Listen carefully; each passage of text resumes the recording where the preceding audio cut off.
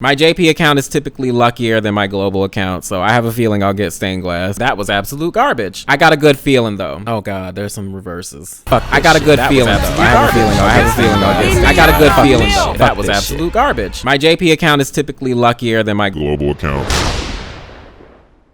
Hey, what's up you guys? It's the little onion that could, and welcome back to my channel. We are back for another Monday update. Oof, a lot is going on compared to last week, I guess, because literally wasn't shit going on last week. We're getting 3,000 jewels as a login bonus, and also an additional 300 jewels every single day, starting on the 22nd to the 27th, so that's exciting as well. We finally got the 2 new Heartless that were debuted in the Square Enix live stream, both in their own respective events. Illustrated Xion was updated, and we'll talk about her a little bit briefly. I am super excited because look at this shit. I have been keeping all of my copies, most of them, for this moment because she was a very powerful medal when she came out, probably the most powerful medal, and she was heavily anticipated, and she was also expensive as fuck. We also got a new card, Festive Roxas in Dark Road, and we've also got a new very powerful copy medal, Stained Glass number 14. But before we get into all of that, I will have to ask you guys to subscribe to the channel as usual. If you're not subscribed yet, what the fuck are you doing, you stupid?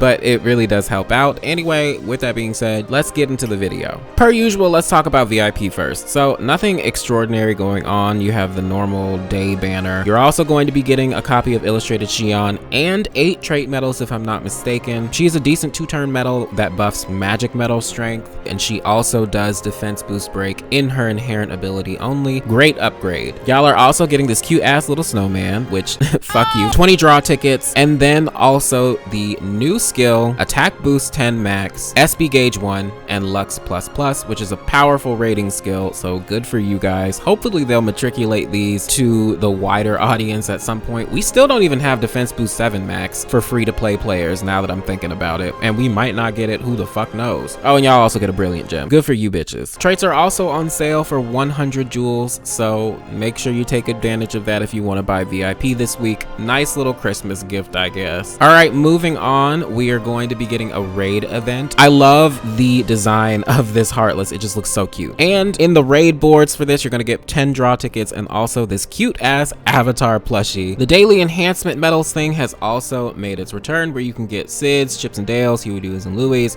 some magic brooms, and Fantasia Mickey A's to make Fantasia Mickey B's. Xaldin is also featured for this one-day only Union Cross. Again, we knew about this from the Square Enix live stream. Go in there, beat them, get your 10 draw tickets, whoopee. All right, now let's talk about this month's big bonus challenge. It can be a little bit of a challenge. It's not too bad if you play your cards right and you bring in the right setups. The new enemy itself isn't the issue, it is the false master that accompanies it. You shouldn't have too many issues up until the 6th round, where the false master starts getting less counters on its head. It starts debuffing you more frequently since it has less counters on its head. Round 7 is its own beast.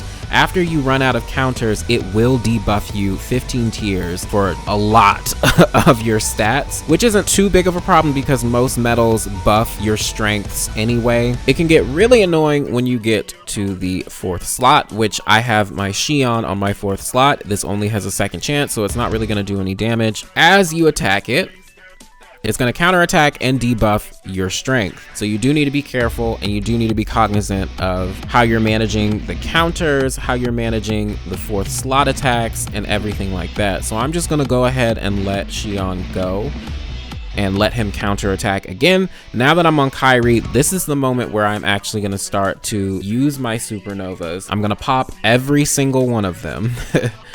Aqua, Xion, Kyrie, all of them. Make sure you cycle through every single one. And by the time I attack with Kyrie, possibly my Ansem the Wise medal, the false master should be going down.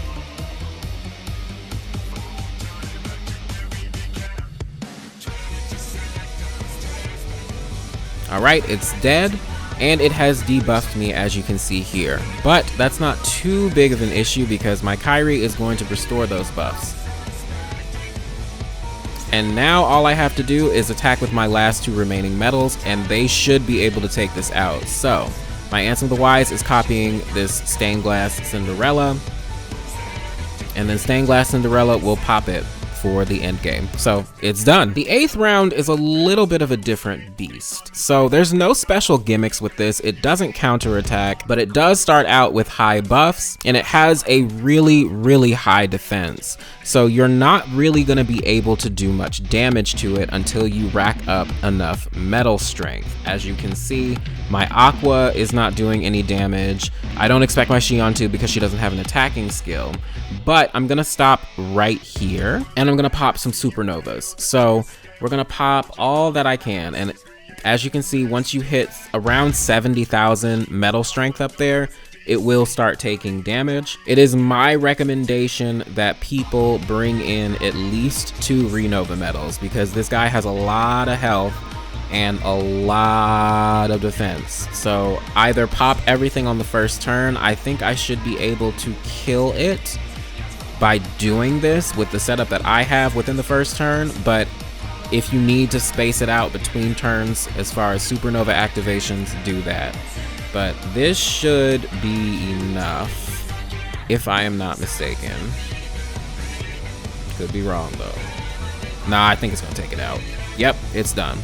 So I was able to beat it in 1 turn. Do it however you want though. All right, and finally, let's talk about Supernova Plus Plus Stained Glass number 14. This is the copy medal I talked about at the beginning. I am in love with this medal, and thank you to Roboloid for providing the abilities for this prior to it being released, and also for clarifying one aspect of its ability, which we'll get into in a second. It is an upgraded Toon Nominee, essentially. It has the same ability. It gives 2,000 extra metal strength in addition to copying a metal, and it also has the added ability of whatever metal it's copying, it will immediately be able to pierce defense boosts. So that makes it very interesting when it comes to PvP. You can use things like Cloud, which does not inherently pierce defense boost, but if you copy it with this Stained Glass 14 medal, the Stained Glass 14 medal's attack will have a chance to pierce defense boost. And like I said, Roboloid did clarify something about this ability. If this medal does copy another medal that does already have 30%, 35%, 50% chance to pierce defense boost inherently, then whatever the higher percentage is, that is what will be applied. Aside from its inherent ability, it has a supernova that is on par with the Stained Glass medals,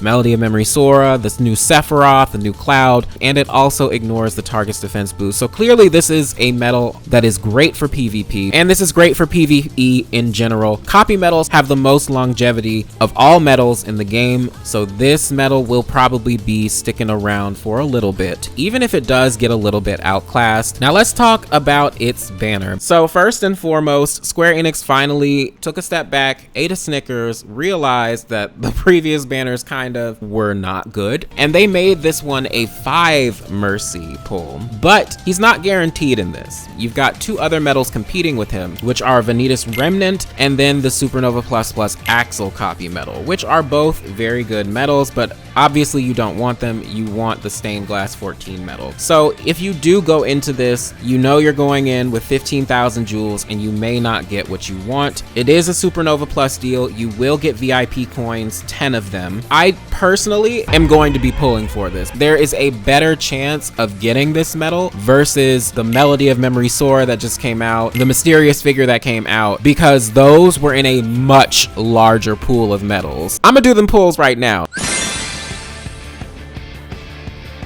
That was absolute garbage. Another no. Third one. Maybe I'll get it early, maybe I won't. I got a good feeling though. My JP account is typically luckier than my global account, so I have a feeling I'll get Stained Glass. Honey, you've got a big storm coming. Girl, I got 2 of you. Oh, Lord. Okay, I saw 3 uprights. Oh, God. All right, y'all, final pull. Stained Glass 14 is the only upright medal being offered for the Mercy. Okay, good. Upright. Okay, I saw some more uprights. Ooh, I saw a lot of uprights. Come on, come on, come on, come on, come on, come on, come on, come on, come on. Oh, he needs some milk. Fuck this shit. That's a good illustration of you may not get what you want in 5 pulls, so just be careful with this. I don't think I'm gonna pull anymore. All right, this is the Mercy. Don't fuck me over like you did with the last one, all right? Come on. Oh my god, it's upright. Okay, okay, okay. This is good. This is good. Oh god, there's some reverses. Let me just go in the bush and weep. I didn't get the shit. Be careful. I'm not upset about it. I knew what I was getting into, so make sure you know what you're getting into as well if you choose to pull on this. All right, finally, let's talk about Dark Road. There is a new permanent quest in which you can fight the Ringmaster. So you can go in there and beat him in order to get passives. Now, this motherfucker is level 70. Make sure you bring in your best deck, because clearly mine wasn't good enough. Again, like I said, this shit is permanent, so you don't need to be in any sort of rush to actually beat this. Do it on your own time and at your own pace. Final thing I want to talk about is our boy Festive Roxas. I love the manga art, one of my favorites. He is a light card with a base power of 50, so he is very powerful. His sub ability is also pretty unique in that he lowers the enemy's magic resistance by 3 for 10 seconds. So usually I don't recommend people pull on these unless there's something special going on, but there is something special going on with the ticket banner specifically. The jewel banner does not have this feature. Festive Roxas does have a higher chance to appear than pretty much every other single card in the list. So if you do put forth some tickets, you might get lucky and get this Festive Roxas. But like I said, the jewel pool does not have that. His ability to appear is literally the same as everything else's. Fucking ignore the jewel deal altogether unless you are one of those players that specifically spends jewels in Dark Road, which I'm judging you, but also not. That's gonna be it for this Monday update. What are you guys most excited for? Are you guys gonna be pulling for Stained Glass 14? I wanna know, and I wanna hear what you motherfuckers get, because y'all be petty and you post your screenshots and then you make me salty. With that being said, y'all, I will see you in the next one.